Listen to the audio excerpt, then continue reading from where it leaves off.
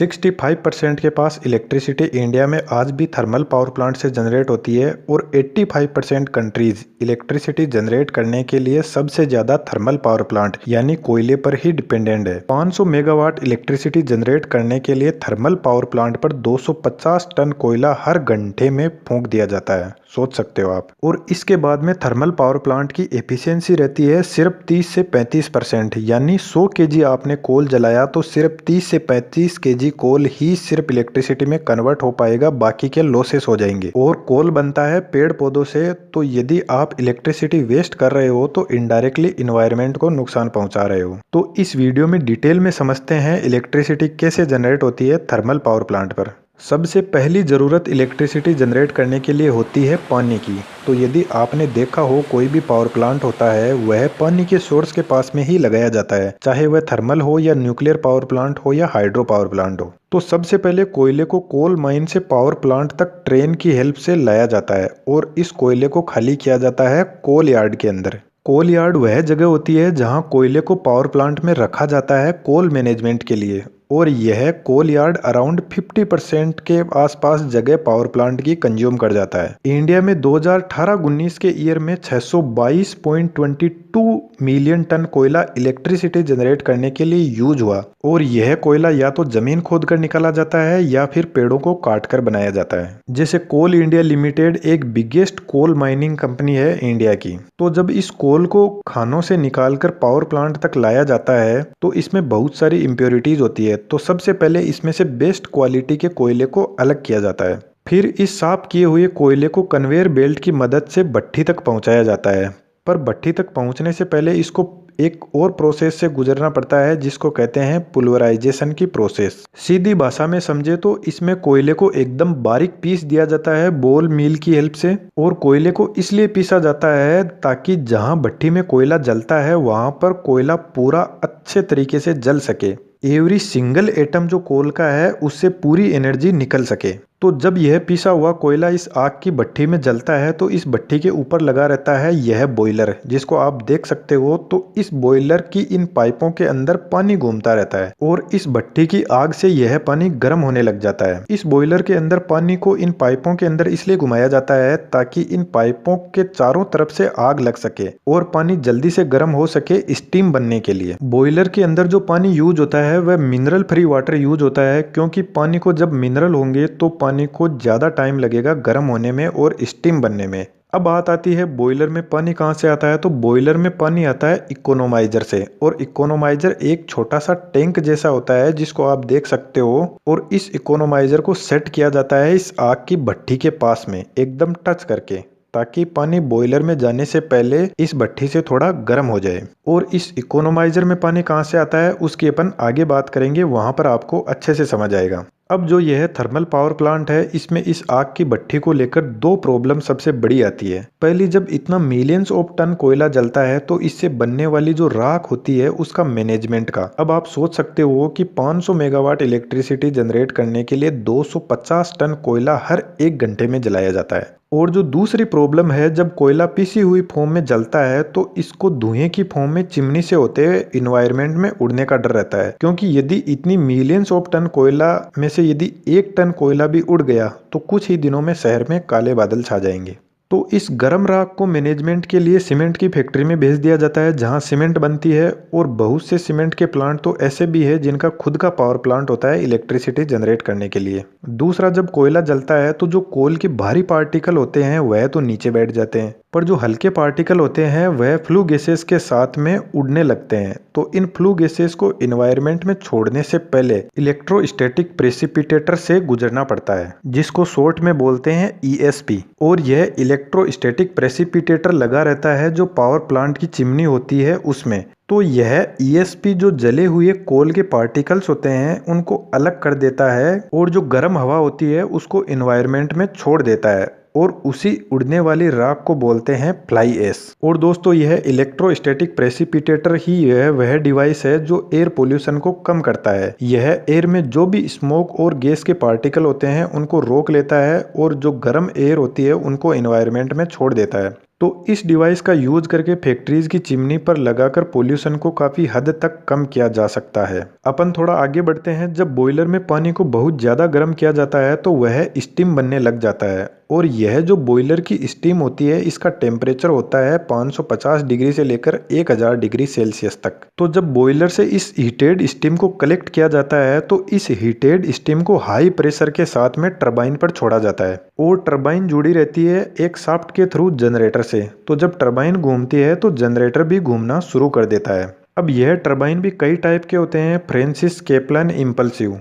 इनमें से कुछ तो पानी के बड़े बड़े शिप्स और पनडुब्बियों में यूज होते हैं और कुछ एयरप्लेन में यूज होते हैं, पर जो थर्मल पावर प्लांट में मेनली जो टरबाइन यूज होता है वह इम्पल्सिव टरबाइन यूज होता है। तो जब यह हाई हीटेड स्टीम टरबाइन पर पड़ती है तो सबसे पहले इस स्टीम का प्रेशर भी ज्यादा होता है और टेम्परेचर भी ज्यादा होता है। तो यह स्टीम सबसे पहले हाई प्रेशर टरबाइन पर गिरती है। हाई प्रेशर टरबाइन साइज में छोटे होते हैं, लेकिन इनको घूमने के लिए हाई प्रेशर की जरूरत पड़ती है। आप इनको देख सकते हो यहाँ पर। जब यह स्टीम हाई प्रेशर टरबाइन से आगे निकलती है तो इस स्टीम को थोड़ा टेम्परेचर और प्रेशर कम हो जाता है। इस हाई प्रेशर टरबाइन के आगे लगा रहता है लो प्रेशर टरबाइन। यह साइज में बड़े पर लो प्रेशर पर भी घूम सकते हैं यह। और यह जो स्टीम होती है ना, यह टरबाइन की हर एक ब्लेड पर लगभग 250 किलो वजन जितना प्रेशर लगाती है। तो आप सोच सकते हो आप इस स्टीम का टेम्परेचर और प्रेशर कितना ज्यादा हाई होता है। तो जब इन दोनों टरबाइंस का यह सेट घूमता है तो इनसे जुड़ा हुआ जनरेटर भी घूमने लग जाता है। अब यह स्टीम इस टरबाइन से आगे निकलती है तो आगे लगा रहता है कंडेंसर,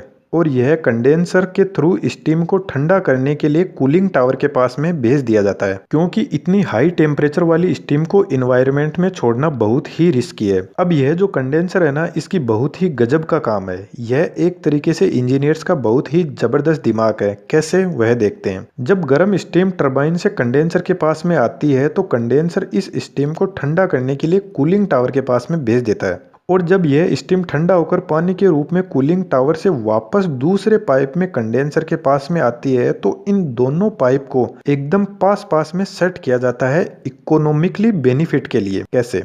जिस पाइप में गर्म स्टीम जा रही है कूलिंग टावर के पास में, वह स्टीम जिस पाइप में ठंडा पानी वापस आ रहा है उससे थोड़ी ठंडी हो जाएगी, और यह जो ठंडा पानी है जो कूलिंग टावर से कंडेंसर के पास में आ रहा है यह गर्म स्टीम वाले पाइप से थोड़ा गर्म हो जाएगा। तो जब यह ठंडा पानी कंडेंसर से होकर आगे निकलेगा तो टरबाइन से जो हीटेड स्टीम आ रही है उससे और गर्म हो जाएगा, क्योंकि हमें तो यह पानी वापस बॉयलर के पास में भेजना है। तो अच्छा है ये जितना गर्म हो सके, ताकि बॉयलर को पानी को गर्म करने और स्टीम बनाने में ज्यादा टाइम ना लगे। और कंडेंसर के आगे यह पानी इकोनोमाइजर में जाता है, जो मैंने आपको अभी बताया था, जो यह आग की भट्टी के एकदम टच होकर लगा रहता है और इकोनोमाइजर से वापस बॉयलर में भाप बनने के लिए भेज दिया जाता है। अब यह जो कूलिंग टावर होता है ना, इसका गजब का मैकेनिज्म होता है जिसमें स्टीम को ठंडा किया जाता है। इसका मैकेनिज्म मैं आपको एक बहुत ही शानदार एग्जाम्पल से समझाता हूँ। अक्सर आपने देखा होगा कि गर्मियों में जो पानी की टंकी छत पर रखी रहती है उसमें पानी बहुत गर्म हो जाता है, नहाने के लायक भी नहीं रहता है वह पानी। अब उस पानी को ठंडा करने के लिए एक सिंपल सा तरीका बताता हूँ आपको, वह भी एकदम फ्री। तो जब भी आप नहाने जाओ उससे पहले एक पानी का टब या बाल्टी लेकर उसमें फंवारा चला देना, यही बाथरूम में नहाने वाला फंवारा। जब पानी फंवारे से लेकर टब तक आएगा बूंदों के रूप में, तो यह पानी हवा के संपर्क में आकर काफी हद तक ठंडा हो जाएगा। और यदि आपने इस फंवारे वाली बूंदों पर फैन चला दिया तो यह पानी बहुत ही ठंडा हो जाएगा। और यही सेम मैकेनिज्म यूज होता है कूलिंग टावर में और बारिश के पानी में।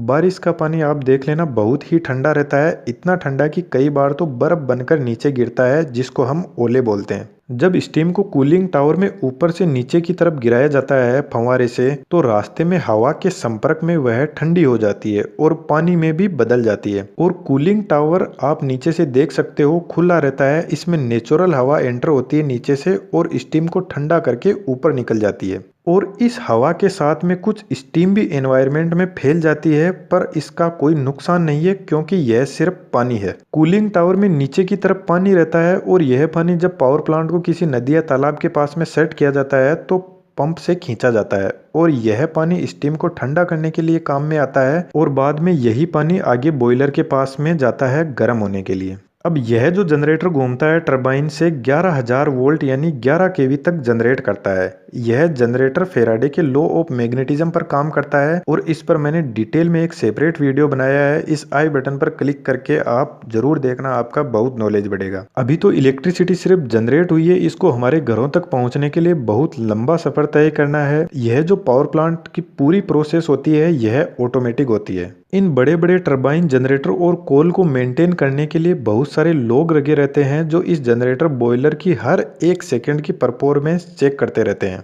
क्योंकि बॉयलर का टेम्परेचर इतना ज़्यादा होता है कि यदि बॉयलर फट जाए तो पूरा का पूरा शहर तबाह हो सकता है और लोगों की हड्डियां तक नहीं मिलेगी। और यह जनरेटर साइज में इतने बड़े और महंगे होते हैं कि इनकी हर एक चीज को मॉनिटर किया जाता है। यह किस स्पीड पर घूम रहे हैं, कितना वोल्टेज जनरेट कर रहे हैं, कितना करंट जनरेट कर रहे हैं, क्या फ्रीक्वेंसी है, कौन से लॉसेस हो रहे हैं, कितना इनका टेम्परेचर है, हर एक चीज को मॉनिटर किया जाता है। क्योंकि यह जनरेटर 3000 आरपीएम की स्पीड पर 1 साल तक बिना रुके कंटिन्यूअसली फुल लोड पर चलते रहते हैं और इसीलिए इनकी सिक्योरिटी में भी बहुत ज्यादा खर्च होता है। अब जब जनरेटर के टर्मिनल से 11,000 वोल्ट कलेक्ट कर लिया जाता है तो इस वोल्टेज को इन बड़े बड़े ट्रांसफॉर्मर की हेल्प से स्टेप अप किया जाता है 400 किलो वोल्ट तक। क्योंकि जब इलेक्ट्रिसिटी पावर प्लांट से होकर हमारे घरों तक पहुंचती है तो रास्ते में बहुत से लॉसेस होते हैं। इस वजह से इस हाई वोल्टेज पर ट्रांसफर किया जाता है ताकि कम से कम लॉसेस हो। जब यह 400 केवी इन बड़े बड़े टावर की हेल्प से बड़ी सिटी के बड़े जीएसएस में लाया जाता है तो इस 400 केवी को स्टेप डाउन किया जाता है वापस 11 केवी तक।